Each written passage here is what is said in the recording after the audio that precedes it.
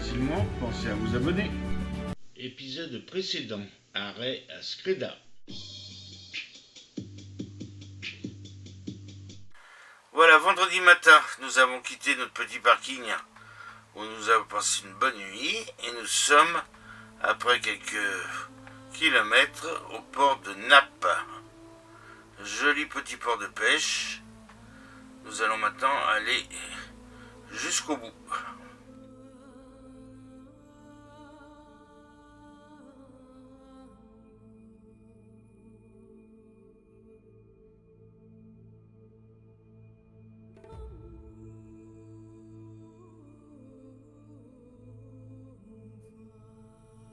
Toujours sous la grisaille, nous reprenons la route pour Victen.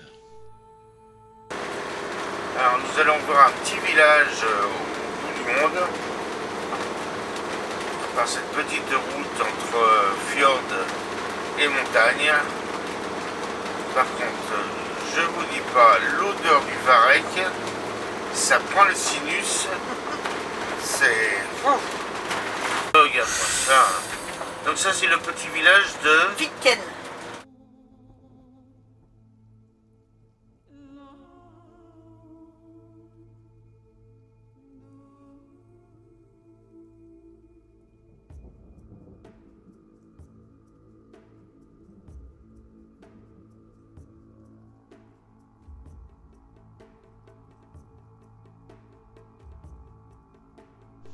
Après la visite de ce petit village et ce souffleur de verre, nous reprenons la route pour Flagstad.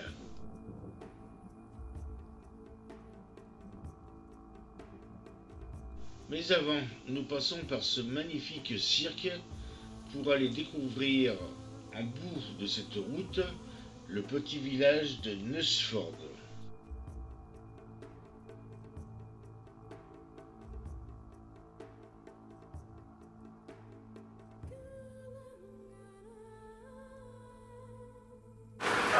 Ouais, c'est mignon, hein?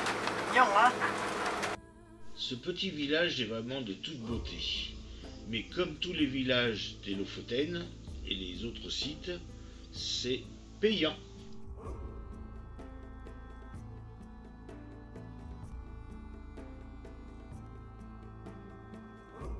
Nous venons d'arriver à cette petite église. Malheureusement, elle est fermée. Quelques centaines de mètres plus loin, nous découvrons cette magnifique plage à l'entrée de Ramberg.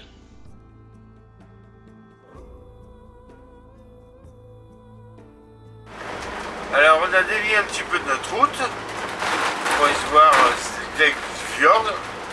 Je vous l'écrirai, hein. Mais c'est surtout pas pour aller au soleil, hein, parce que là le soleil manque un peu. Quand il y a du vent et il fait pas chaud.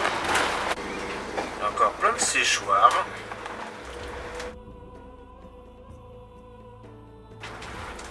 Encore quelques bateaux de pêche. Ouais, c'est comme un petit port. Ouais. C'est installé au bord de ce fjord sous la grisaille que nous finirons cette journée.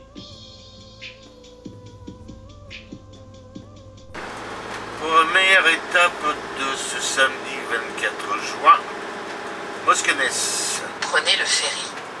Bah, pas tout de suite. Pas tout de suite. On vient juste voir comment se passe le ferry pour après-demain y rejoindre Bodo. Toi, Bodo, ligne à deux C'est bien ce qu'il disait, c'est bien fait, hein? Ouais. En attendant, nous allons visiter le village de Haut, le village le plus au sud des Lofoten. Puis nous remontons sur Tind.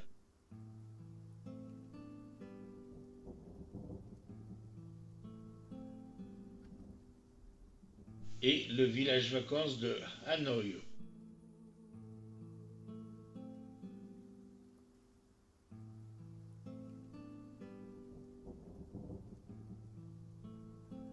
C'est la fin de l'après-midi, nous remontons sur Haut et nous allons nous installer pour la nuit au musée du poisson.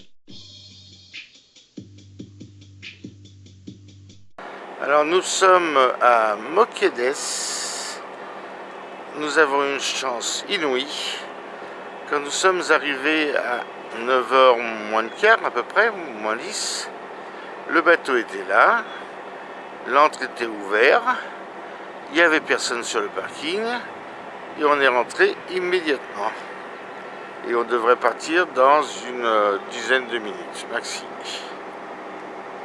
Alors l'autre chance que nous avons par rapport à hier où il y avait du brouillard et du vent, la mer agitée, c'est que nous nous sommes réveillés ce matin sous un ciel magnifiquement bleu, le soleil et la mer est étale. Petite remarque, dans les Lofoten, nous n'avons pas fait les principaux sites touristiques. D'une part, le temps ne s'y prêtait pas, trop de monde et tout arrêt et visite sont payantes. Nous avons préféré l'archipel des Vesteralen et en particulier l'île de Senja. Eh ben c'est parti, nous allons quitter le port et prendre la mer. Donc on peut dire au revoir aux Lofoten.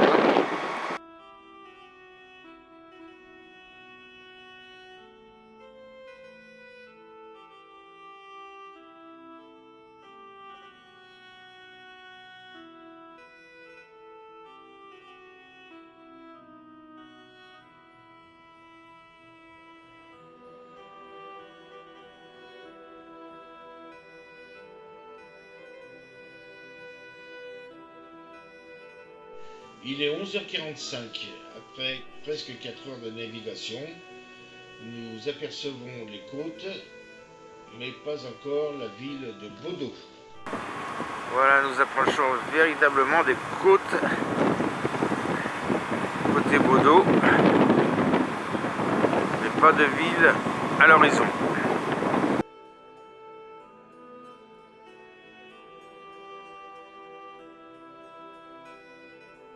Ouais. Nous sommes en approche de Bodo.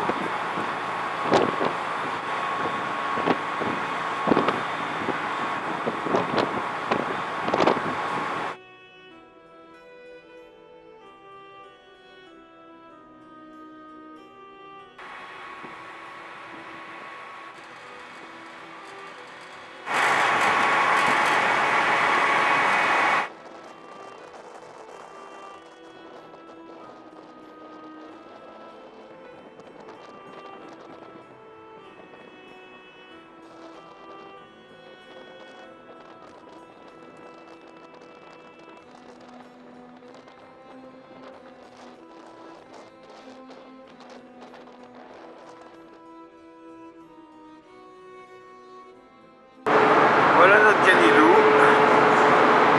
le dernier rentré sur le bateau. Alors nous sommes dans Bodo, très grande ville de Norvège, avec combien? 52 000 habitants. 52 000 habitants. Et qui a été en partie détruite par les Allemands pendant la Seconde Guerre mondiale. Donc c'est une ville qui a été reconstruite avec énormément d'hôtels et d'attractions touristiques.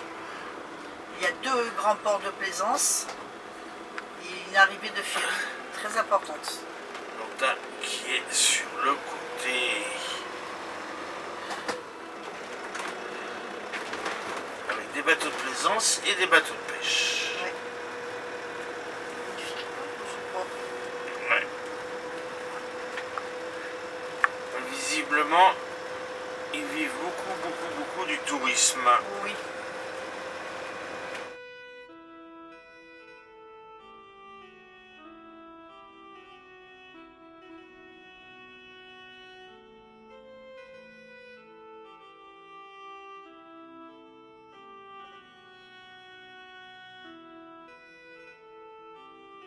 Nous sommes sur le Sastrogbrua, c'est le nom du pont. Au-dessus de ce rétrécissement du fjord, où au moment des marées, il y a des vitesses d'eau au passage sont énormes. On voit parfaitement bien la vitesse du courant et comme dit le guide, il y a beaucoup de poissons à ce niveau et c'est pour ça que les mouettes sont là en grand nombre.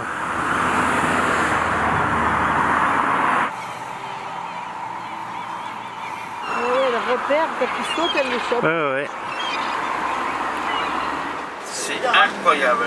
On voit de ces panoramas sur cette route Ah ouais. qui sont grandioses. Des Pour la montagnes cascade. collées. Ah oui. Heureusement que nous avons pu arrêter Canilou et venir sur ce rocher voir cette cascade qui est magnifique.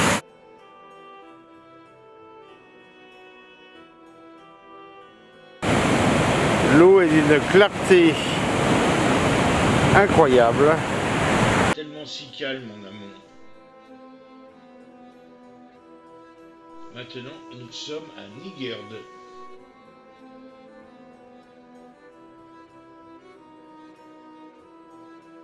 Très joli petit port où nous allons passer la nuit. Pour me retrouver facilement, pensez à vous abonner. N'oubliez pas de liker